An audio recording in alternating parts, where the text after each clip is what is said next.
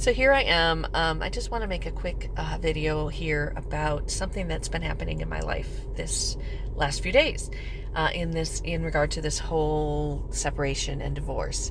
And it's just so happens coincidentally that I had started a couple weeks ago a 21-day abundance meditation practice. It's the Deepak Chopra abundance 21-day abundance program.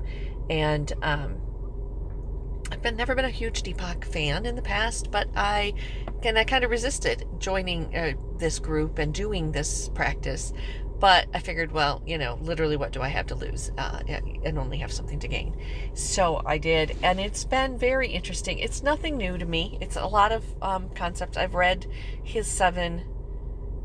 I can't remember Deepak's his book, 7 Secrets of Success or something. I don't know.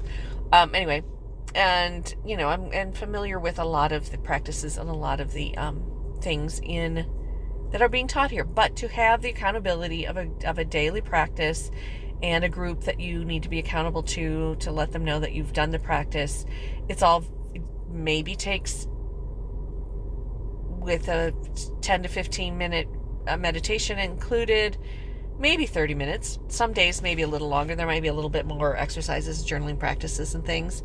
But it really does help to set the mindset for abundance and appreciation and gratitude, and just working with all those good things in your day-to-day, especially when you're going through a situation like separation and divorce. And I know that my situation is different than a lot of people's. It's not contested, there's no children, etc., etc. So it's easy could be seen as easy for me to be able to stay positive and see abundance around me. I don't think it's impossible for others, even in a less, a more acrimonious, less friendly divorce than mine.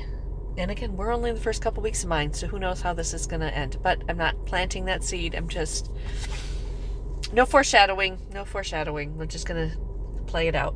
But I just want to share an experience.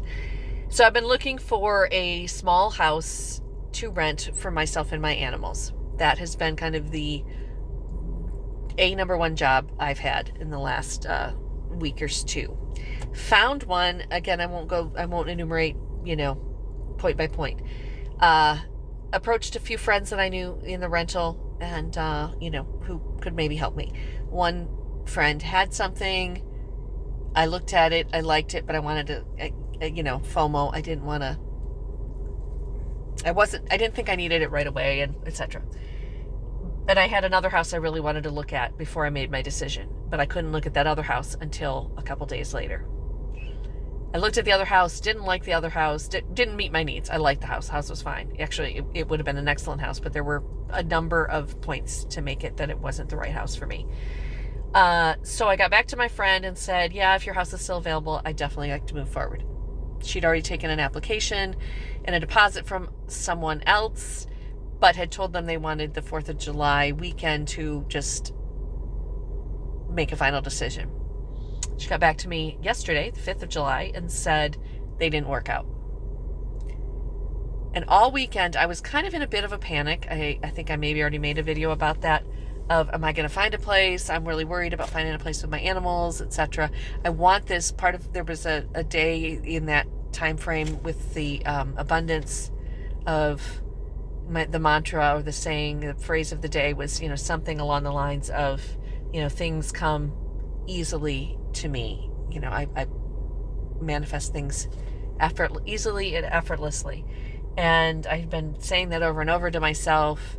And things just kind of I was like, I don't know, they're not coming easily. Everything I'm finding is saying no pets, or saying this or saying that, or it's already taken, and blah, blah, blah. But I didn't let myself get caught in that cycle of fear. And I just knew things would work out. And I kept having daydreams or even nighttime dreams of myself in the little house that my friend had. I could just see myself there. I could see my animals there. I could see, was figuring out in my brain where to put the furniture in the different rooms. There's 2 bedrooms, which one was going to be my sleeping room and which one's going to be my office, and just all these things like as if it was mine. And yet I knew there was a good chance it wasn't going to be mine. Well, then Monday afternoon comes around, yesterday afternoon, and she lets me know that it is still available. So we're meeting this afternoon. It's not a done deal. Haven't given her a check for first and last or signed any leases, but I filled out the application, and it's looking pretty good. And so yesterday afternoon, that happened.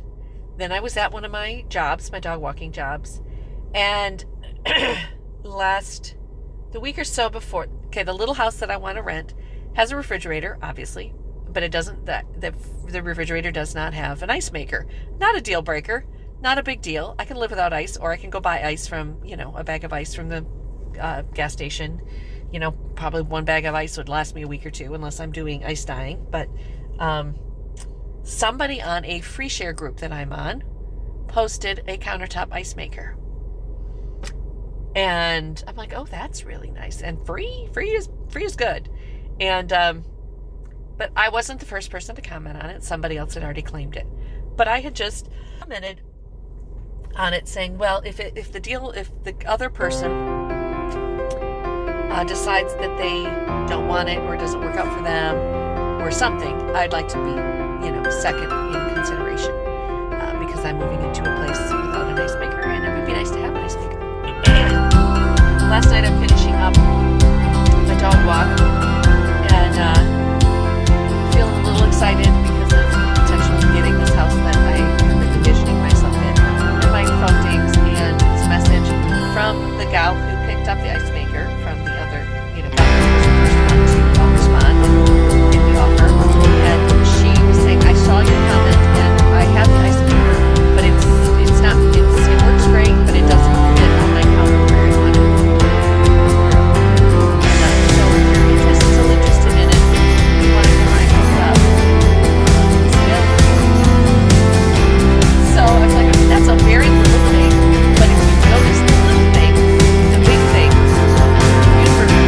universally it's exponential. It's just the way it comes up. So I was like, and it just turned out to be almost perfect. But in the next adjacent neighborhood, I was in. So I was able to just do that. Oh my God. It's full of ice. It's amazing. Ice. It's just a silly thing. But I happen to learn implications of that little bit. It's not just getting there. The intentionality to do it first. That's the first step.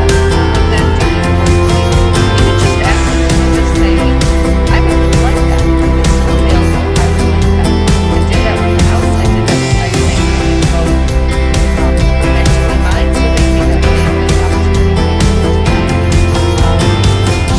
and it's not always that point A to point B, but it's awesome when it is.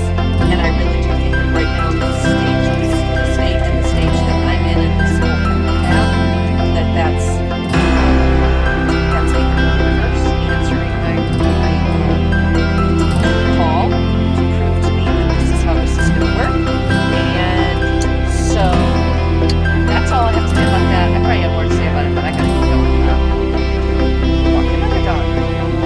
That's the next big ask that I'm going to put out to the universe is I need 1 or 2 more daily, Monday through Friday, regular clients so that I have reliable, steady income. And then any other vacation jobs that I get, weekend jobs, dog sitting jobs that I get are just filling out the budget and not, I just need something a little steadier and more reliable like this one. This is my Monday through Friday that I've had for a couple weeks, and I absolutely love the owners, I love the dogs, I love the neighborhood. It's a great thing. So I just need to pick up like 1 or 2 dogs in this neighborhood at the same time would be awesome, because that would make life abundant. I need an abundance of awesome dogs. So, all right, I gotta go. Peace out, bye.